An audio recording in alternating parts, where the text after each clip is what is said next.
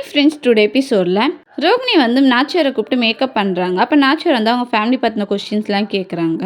உங்கள் அப்பா அம்மா ஃபோட்டோ காட்ட அவங்களையாவது பார்க்கலான்னு சொல்கிறாங்க. ரோகிணி வந்து சமாளிக்கிறாங்க.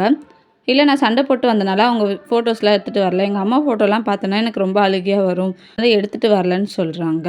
அண்ணாமலை வந்து குருக்களை வச்சு நாச்சியாருக்காக பூஜை பண்ணுறாங்க.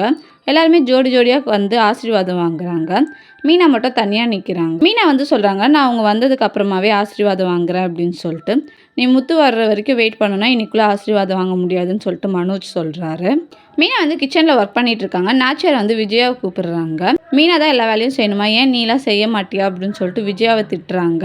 மீனா வந்து கிளம்ப சொல்கிறாங்க. நகையெல்லாம் போட சொல்கிறாங்க. மனோஜ் வந்து பயப்படுறாரு. பாட்டி வந்து கவரிங் நகைன்றதை கண்டுபிடிச்சிருவாங்களா அப்படின்னு சொல்லிட்டு. பார்வதி வந்து டிவியை தூக்கிட்டு வராங்க. விஜயா சொல்கிறாங்க, இது என்னோட கிஃப்ட் அப்படின்னு சொல்லிட்டு. மனோஜ் வந்து கோவப்படுறாரு.